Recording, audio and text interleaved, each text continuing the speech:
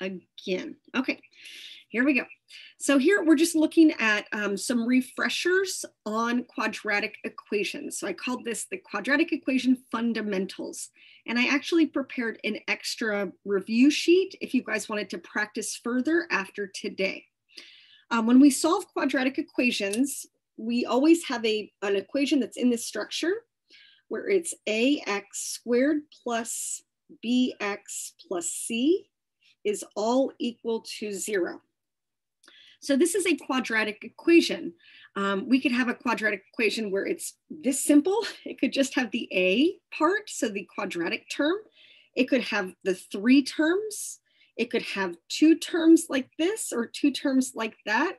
But what's essential is that we have this quadratic term present right here. So there is an x to the 2nd power somewhere in the equation, and that's the highest degree. So there's no variable with a higher degree exponent than just that 2. So the methods that you guys should have seen in algebra are really the top 3. So that's what I'm going to review with you guys today. So taking the square root, factoring, and quadratic formula. So completing the square, I get made fun of hard because it's my favorite method. And I'm actually going to teach that to you guys in a few weeks once we're a little deeper into circles. So I think that most algebra courses kind of save that topic for future years just because of time last semester. So I will teach it to you in a few weeks. All right, so the first method that we're going to start with is solving by taking the square root. And we've done this at a pretty basic level. So here I'm just going to do it a little bit more complicated. We will see it embedded in some of our skills next week. All right, so solving by taking the square root. So what we want to do is we want to get the quadratic term all by itself. So I want to get that x squared all by itself. And it already is, right? We started out pretty basic. So I can unlock it by taking the square root of each side. Now, what I have to remember is that when I have something being squared, let me just grab a little Post-it here. Let's say that I start off with something really basic, like x squared equals 9. Okay, when I look at this, I think, okay, well, x could be a positive 3, because if I take a positive 3 and I square it, that gets me 9. X could also be negative, because if it's a negative 3 and I square it, it gets me back to 9. So there's going to be 2 solutions algebraically. So here, when I look at the 90 and I think, well, what multiplies to 90? I see 9 and 10. And that 9 is going to give me my pair of 3s. So I'm going to end up with plus or minus 3 root 10 as my final answer. So I've simplified my radical, and I just have to make sure that I'm giving the 2 solutions. Georgia, no problem. Do you have this sheet, Annie? You're good? Okay, good, perfect.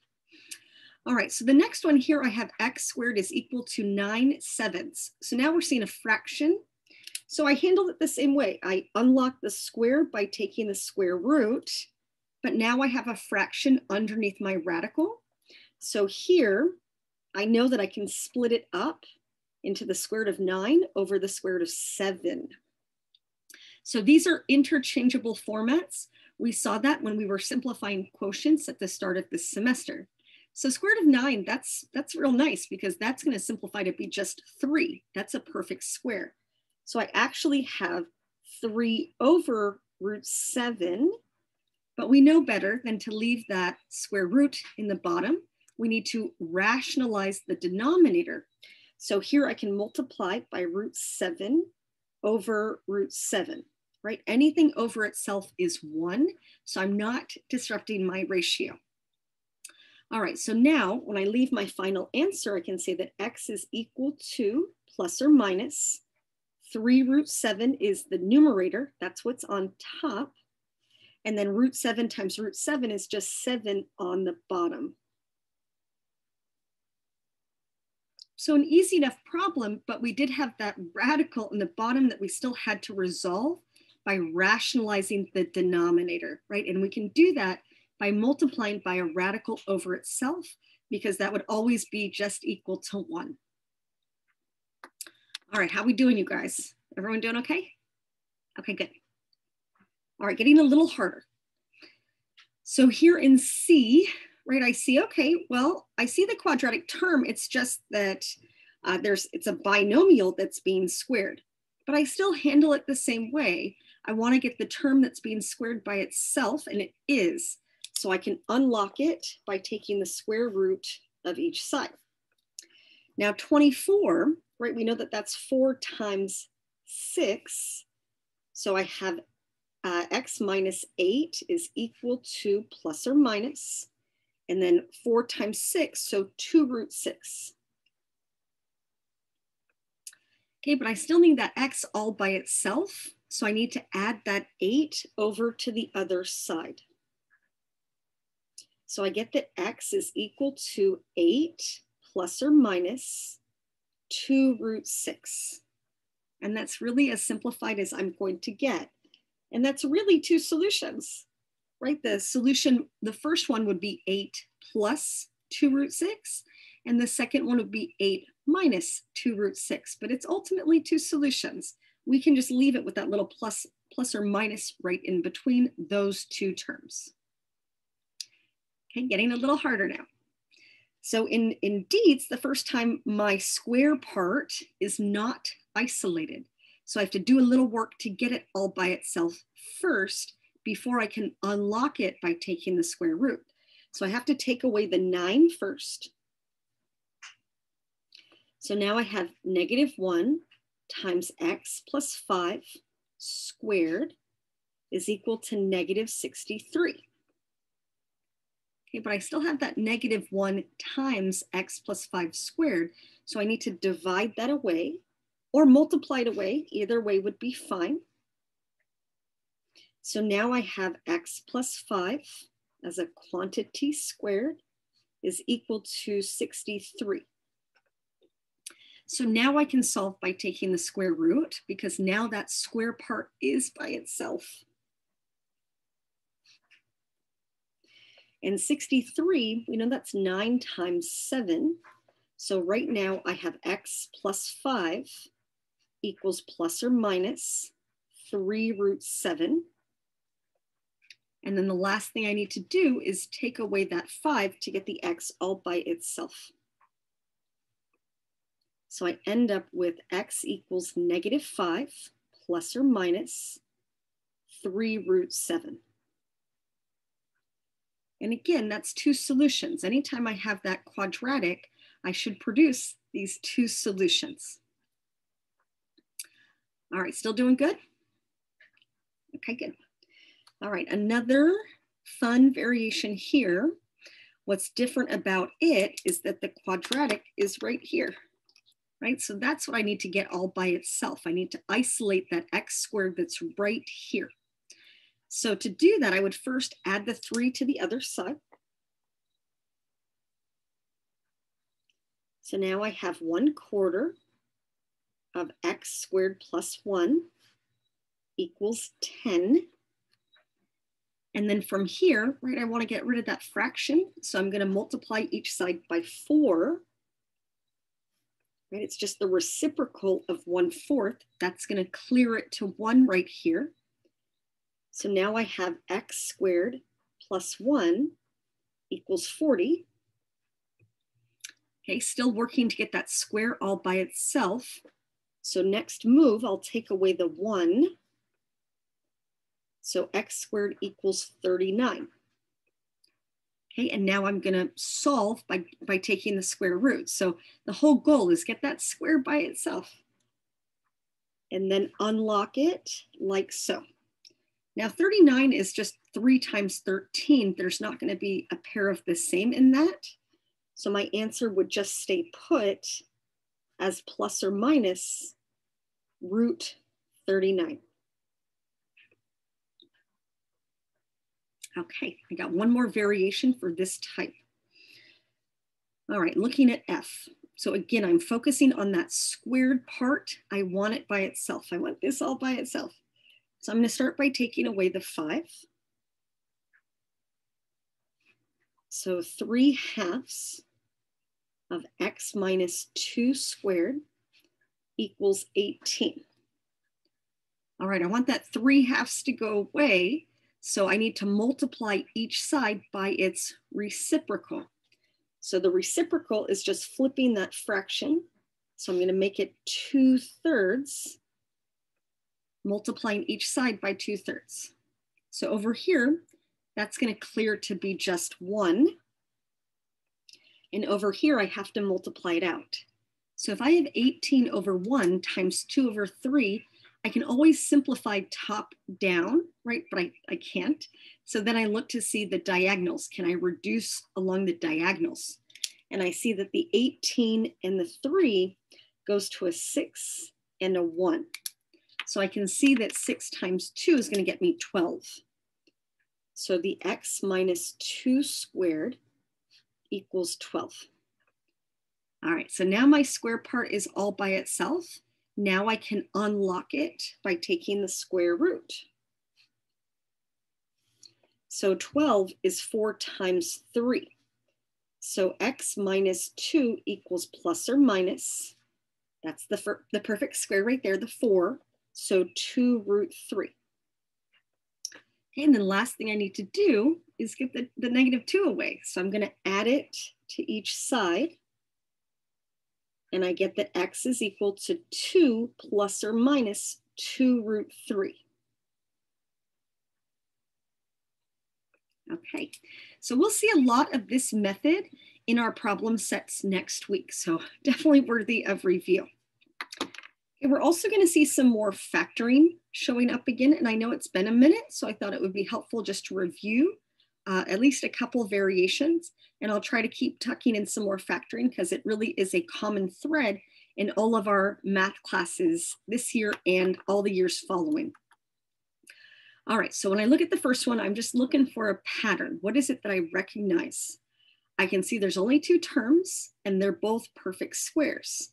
So that makes me think, oh yes, this is a difference of 2 squares. It's a perfect square minus a perfect square.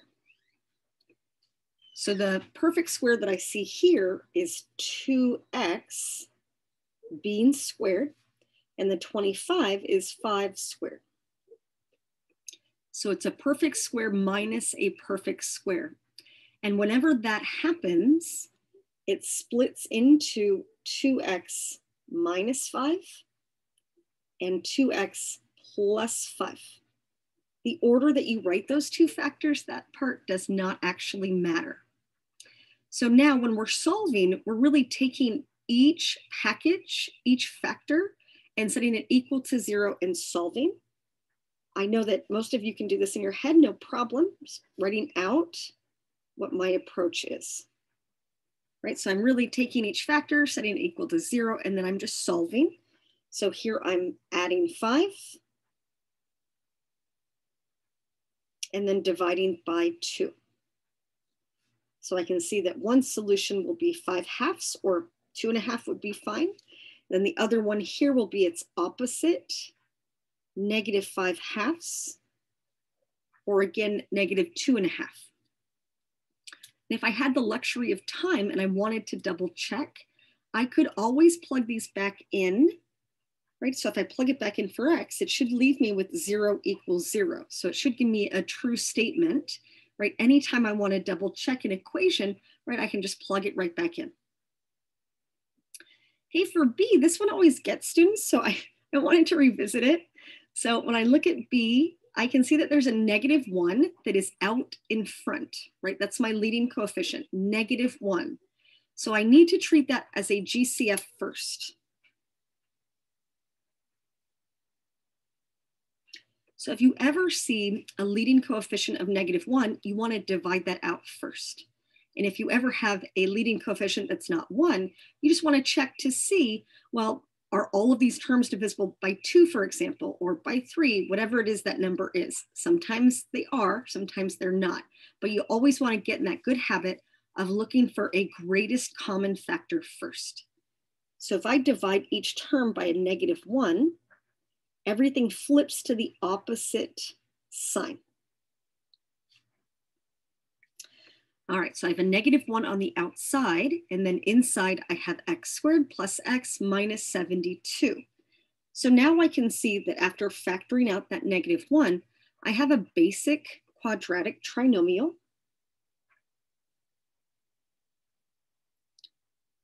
I don't need you to know the language, but I think it helps to get familiar with it. So a basic quadratic trinomial, because we can see that that leading coefficient is just 1. The a is 1. So I'm guessing most of you can see it, but in your head, you're probably thinking, well, what multiplies to -72 that adds to 1? So I write it out as product and sum. So the a times the c is the product, but the a is 1. So it looks like it's just that number right here. And then the b right here is 1 right there. So I'm just looking for two numbers that multiply to a -72, but add to a +1. So here, they have to be right next to each other. It's just that one is negative and one is positive. So I see, oh yes, it's 8 and 9. And since it has to sum to 1, +1, it's the 8 that takes the negative. So -8 times +9 would get me -72, and it would add to +1. So if I write this out fully factored, I have -1 times x minus 8 times x plus 9, all equal to 0. So now I'm looking for my solution. So I would set each factor equal to 0 and solve. Well, if I set -1 equal to 0 and solve, there's no solution there for x. So this does not impact my solution. If my problem had started off as cubic, let's say it started off as an x to the 3rd power, then I would be expecting 3 solutions.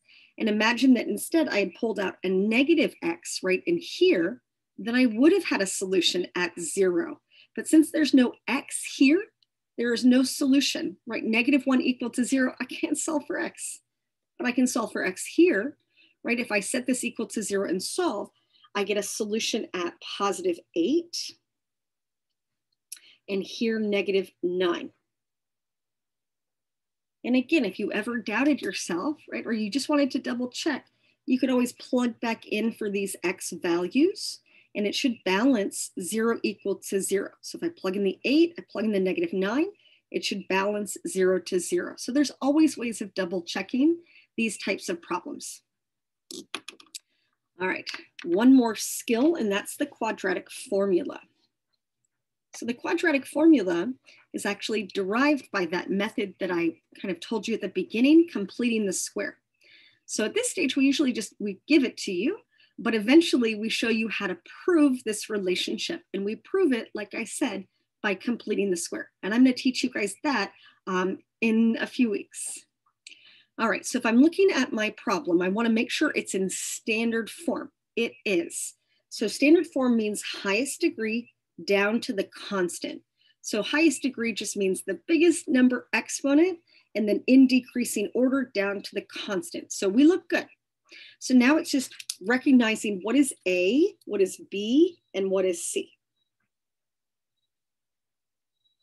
Right, I'm just thinking about it as ax squared plus bx plus c equals 0, just like that. So the a is the coefficient on the quadratic term, the b is the coefficient on the linear term, and the c is just the constant, right? There's no variable with that -8. So the a is just 1, the b is -2, and the c is -8.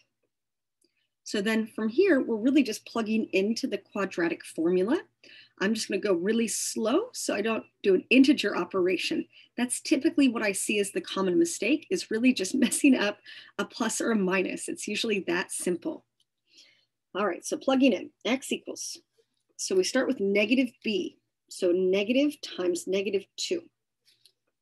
Okay, plus or minus the square root of b squared. So -2 squared minus 4 times a, which is 1, times c, which is -8, all over 2a, 2 times 1. So typically the biggest mistake that I see, it happens right here. So I'm going to highlight it right here. So that is a package because it's all being multiplied. So when I'm working through my order of operations and I start to clean up, I can see that, okay, negative times a negative is a positive 2. And then plus or minus the square root, negative 2 squared is 4. Now here, this is everything being multiplied. So a negative times a positive times a negative, I know it's going to be a positive. And then negative 4 times 1 times negative 8, 32. And then all divided by 2. All right, as I keep working through, I see 2 plus or minus the square root of 36 all over 2. So that square root of 36, right? I like that. That actually makes our life easier because that's a perfect square. We're not even going to have a radical remaining because that's just 6. So right here, next stage, I have 2 plus or minus 6 all over 2. So here I'm going to have two integer solutions. I'm going to have the 2 plus 6 divided by 2 and the 2 minus 6 divided by 2. So 8 over 2 and negative 4 over 2.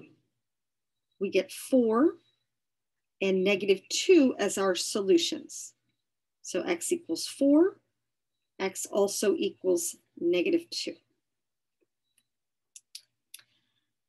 Now, the fact that I got those two integer solutions, when I look back at this quadratic equation, I can see I could have factored that a whole lot faster, right? I really could have, right? So quadratic formula, it's a good way to double check. It's not my favorite method if I can see a pattern that can get me there faster, right? When I look at A now, I can think, oh yeah, that's just x minus 4 times x plus 2. I could have gotten here faster if I wasn't told how to solve it.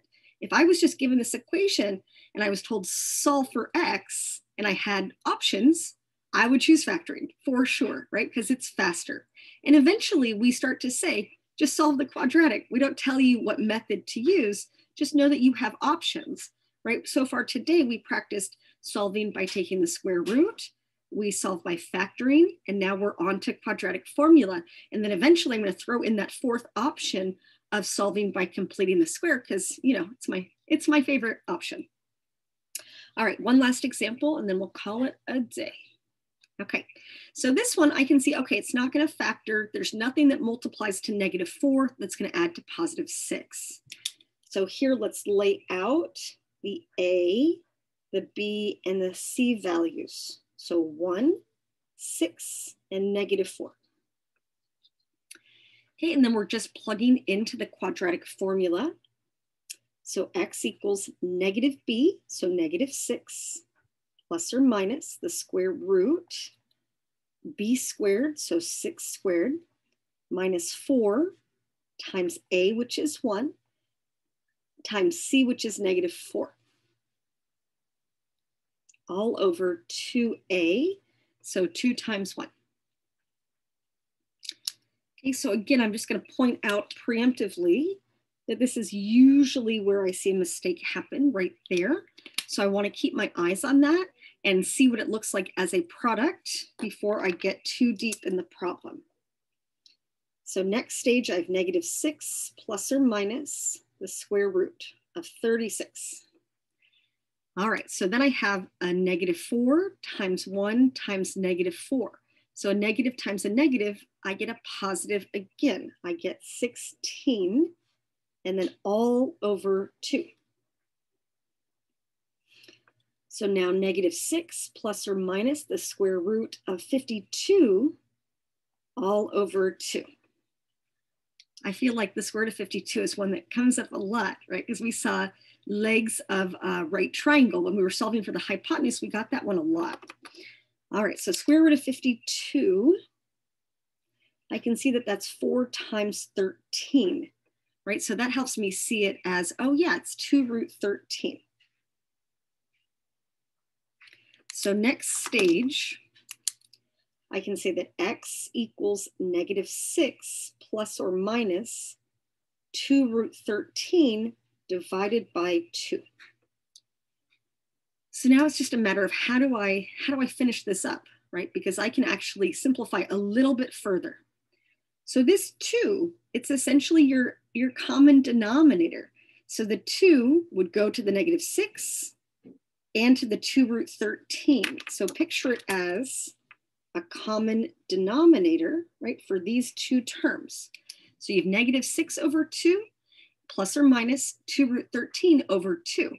So really you're just looking at these three terms and you're looking at what are they all divisible by? Well, they're all divisible by 2. So if you divide them all by 2, you're going to be left with -3 plus or minus the square root of 13.